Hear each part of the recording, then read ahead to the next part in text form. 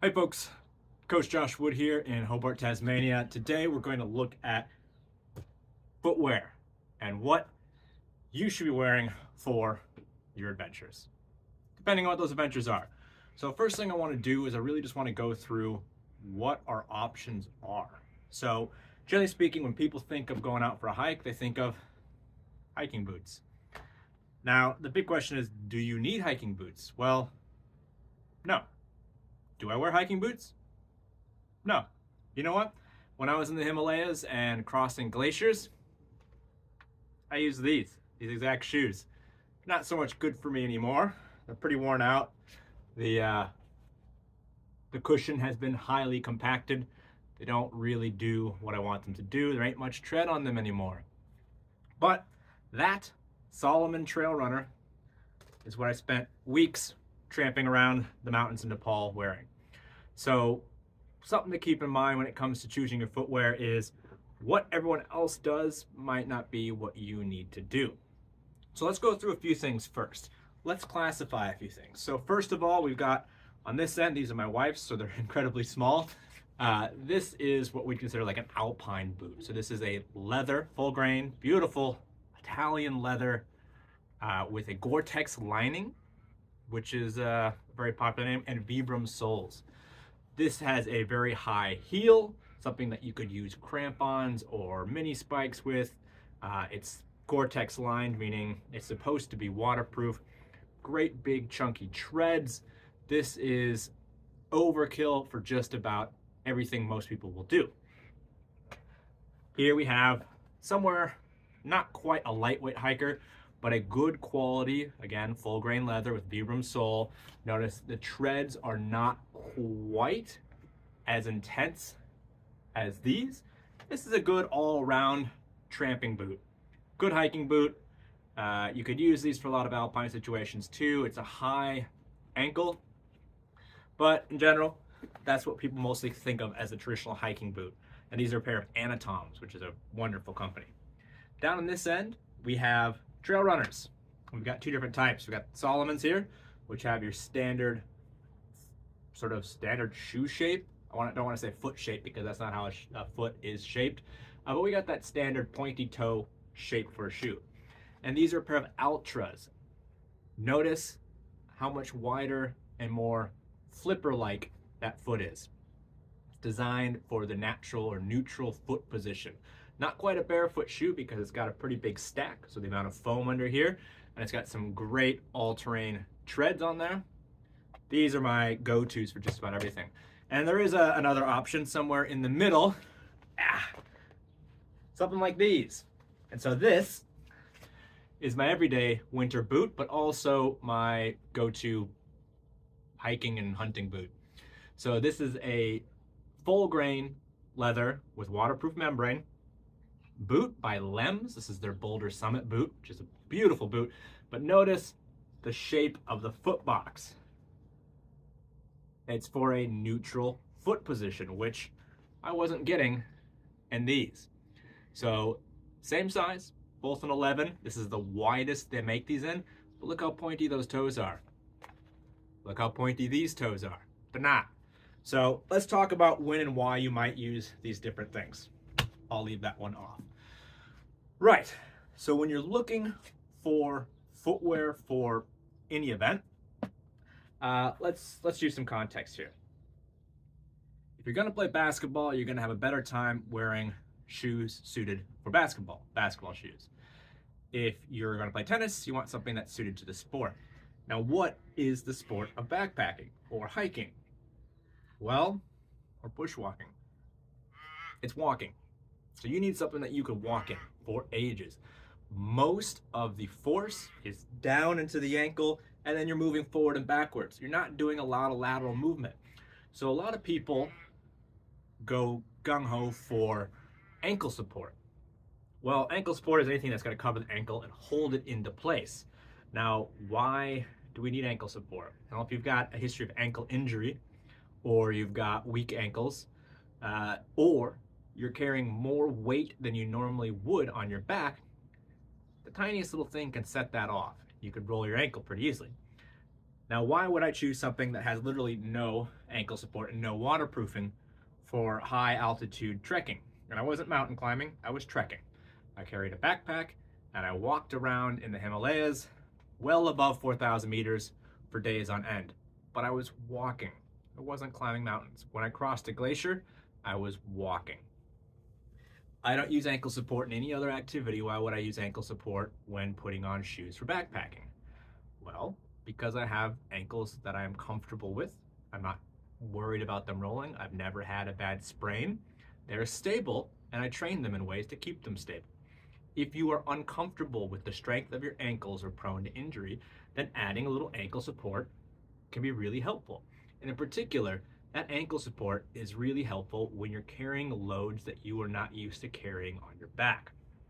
So, deciding whether or not you need the ankle support will help you decide what height of footwear you need.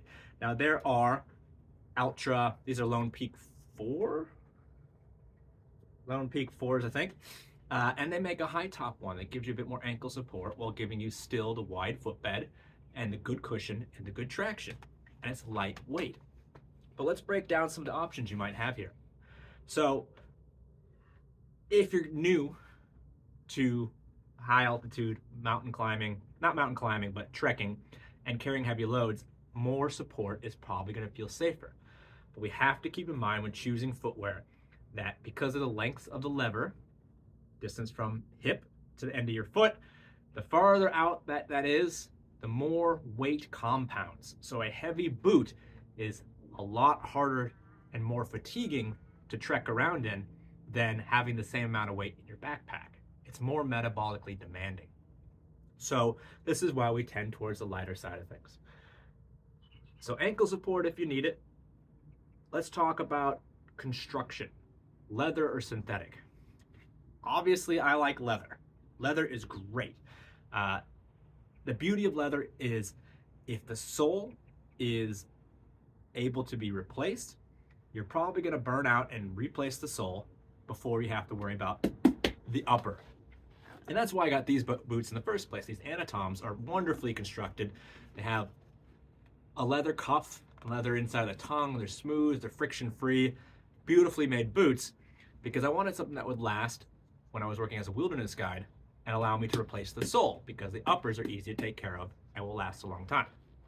My feet swell up and get too fat when I'm trekking, especially if I'm doing guiding and working for a lot of days with a lot more weight than I normally use. So something like this has its place. Leather is my go-to material because of its durability, but it's not super lightweight. Now, something like this obviously is going to be more lightweight because it's a thinner, lighter material. So that kind of adds up. Thinner sole, less material in general, lighter type of material. That all adds up to a lighter, more comfortable trekking experience. Leather adds a layer of waterproofness. Now let's not talk about membranes yet. That's a different thing. Like your Gore-Tex, this is tri-area membrane here. It's a proprietary one. Gore-Tex is a very popular one. But let's just talk about the outers. These will not stop water from getting into your footwear. These will have a good barrier. With leather, if I'm going out snow or swampy stuff and I'm not living in that sort of terrain, say I'm visiting family in Minnesota and it's gonna be snowy, I will treat the leather with a wax-based product, like a snow seal, and that will keep water from ingressing. Now, when you do that, you reduce the breathability. Breathability is the ability for air and moisture to transfer through the material. Leather is not great for that, so this means a hotter foot, and if you treat the leather, even hotter because there'll be even less chance for moisture or air to pass through that. Tons of breathability. Your foot will stay cool and cool off quicker. Now I'm talking about sweat moisture. What happens when your foot gets wet? Well, in these, it stays wet. A leather boot takes a long time to dry out. And I've seen too many boots set by campfires at the end of the day shrinking or melting the soles because people are in a hurry to dry out their boot. If you are doing multi-day trekking in a leather boot, expect it to get wet if it's wet out and to stay that way basically for the rest of the trip. A light, breathable foot covering, footwear, whether it's a shoe or a boot, because you can get these in high tops, is going to dry out quicker. So if your foot gets wet, then this has an opportunity to dry out at night or dry out during the day. These 9.5 times out of 10 will not, unless you have a long trek and you've got a good period of time where you're not sweating in it, or you're not dealing with rain or wet grass or boggy pathways. These are never going to dry out. So their only defense against moisture is the first layer of defense, and that is making sure your foot doesn't get wet in the first place.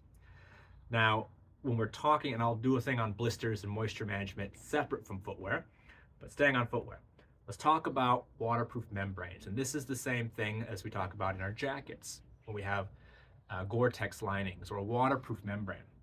And what that is in a pair of boots, so this has a waterproof membrane too from Lems. And what we have is a leather outer and a fabric inner. And between the two, we have a waterproof membrane. And they're all the same basic build. Fabric, leather, and in between, sandwiched, is a waterproof membrane. And these are called semi-permeable or vapor-permeable membranes. And Gore-Tex is the most famous. And I think Gore-Tex is a thin lining of like Teflon type material. And the idea is moisture can pass in one direction, but not the other, in theory. What it means is moisture can pass through the membrane. And so these types of membranes will typically wet out eventually if there's more moisture outside than there is inside. So in theory, if your foot is wet and soggy from sweat or whatever, as it heats up, it should push that water moisture, that vapor, out through the membrane and through the outer material, which you'll have a harder time doing with leather, especially treated and sealed leather. It'll push it out. Now, if you are going through the jungle or a swamp or a ton of mud, that water is denser on the outside. And if it's drier on the inside, eventually that membrane will allow vapor to go to the inside. It's diffusion. It's going from an area of greater concentration to an area of lesser concentration. So if you're walking through a bunch of swamp, you are eventually going to wet out the inside as that vapor permeates through that semi-permeable vapor membrane. And that's important to keep in mind. So if you are going tropical, you're going to probably, no, let's rephrase that. If you're going tropical, you will have wet feet. So then we want to look at how we manage it. This type of footwear is great for alpine, dry, rocky, hard-wearing terrain. If it's going to be real wet, there's a reason you don't see ski boots made out of leather. It just isn't a great material for dealing with constant wetness. So you can have a play around with a boot like this, but if you're going wet, and I know some of you were talking about going to Kokoda or doing tropical treks, you're probably going to want to go synthetic. And even if you do a waterproof membrane in the synthetics, meaning you're stopping vapor, or you're allowing vapor through, but in theory stopping actual water from dripping through on the outside, at least the outers will dry quicker. Leather will absorb a lot and make it hard for water to pass through. Once it's wetted out, it's wetted out. Now these, even if you go a waterproof option, they will dry quicker. Now when it comes to whether or not you want waterproof, if you're going tropical, you're gonna get wet. So my opinion is that you just accept the wet feet and learn how to manage that with lighter footwear that will dry out quicker and hopefully start the day with dry feet, which is an important thing too. So I don't use waterproof synthetic footwear. I want it as light and airy as possible. So something like this will have a wet foot inside of it if you're going tropical. But it's just a little layer of thin mesh so it can dry and stay light. That is going to ultimately be more comfortable in the long run because you will get wet feet. It's going to keep saying that. You're going to get wet feet.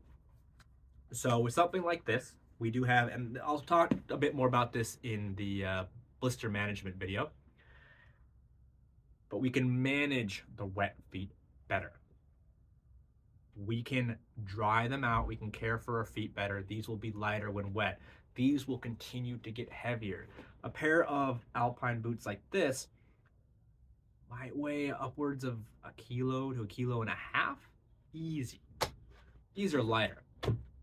Now, something that we can do as well is talk about how to take care of our footwear. So synthetics are easy. So after trips, between trips, around trips, just make sure they stay dry. Dry and away from pets who want to chew them up. Leather footwear is going to need a little care, especially if they've been really wet. Now, one of the things I really recommend for leather footwear care is, you'll see in here I have a shoe tree. This is a cheapo one. Some sort of, I think it's cedar. Smells good. And that not only keeps your footwear smelling good between use, but it helps it maintain the shape that it started in. Leather will deform.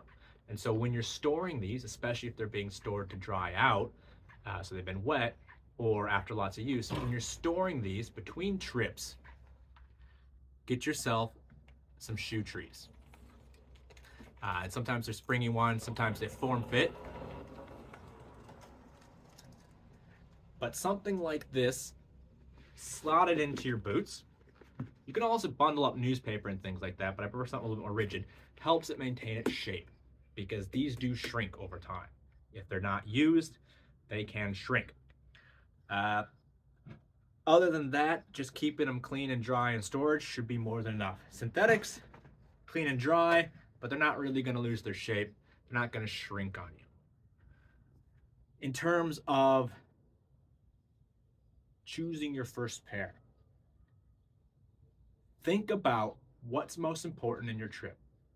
Do you need to be lightweight and comfortable on the trail? Do you need a lot of support and robustness in your footwear at the expense of being heavier and staying wet longer? Doesn't mean it's going to get wet if it's a short trip or if you're in dry terrain. Think about how much weight you're carrying on your back and how comfortable you are with that weight. Like I said, this is where I trek the Himalayas in. Across glaciers, I put mini spikes on them for glaciers when needed. That was fine. Because it was a cold climate, I used waterproof socks. Waterproof socks are a great option when dealing with lightweight vented footwear. Waterproof socks and something like this, you're just doubling up on weight and heat inside the boot. So if you're going to be in real wet terrain or cold terrain and you want to go a lightweight option, consider a pair of like seal skins. There might be some Gore-Tex options as well for waterproof socks. But think about what's most important on your trip. Do you need more support? How much support do you need? And how much weight are you willing to carry around? And how wet is it going to be? I got boots like this that are pretty lightweight, but have the natural toe box because my feet are wide and fat. But I got these in leather and with a waterproof membrane because these are not my multi-day backpacking boots. This is what I wear for casual use, day trips, kicking around in the snow a little bit, and hunting. And so I don't have to worry about many days of being wet and heavy, but I want them to be warm during that time. Whereas if I was going out for a long time, I would go lightweight. I'd have multiple pairs of socks, and we'll get into that in the blister video. And I have a pair of waterproof socks for warmth and insulation. Because I'm not relying on the footwear then to keep me warm. I'm relying on it to protect the bottom of my feet and dry out overnight, if I'm lucky. So have a think about what's most important. How light you go will always sacrifice a level of stability. How stable and protected you are will sacrifice the comfort of lightweight footwear. Stays wet, but resists water longer, will not resist water, but also won't stay wet and won't get heavy. So that is the basics of selecting your footwear. There's a lot of little things we'll talk about that have more to do with foot care and blister prevention, and so we'll talk about that in another one of these videos, looking at specifically why do we get blisters and how do we prevent them. And then talking about waterproof membranes, we're also going to we're also going to touch on that when we get into the video on layering systems, because there's a lot to talk about with layering systems too, and waterproofness is just one element there. So if you have any questions, let me know, and we'll chat soon.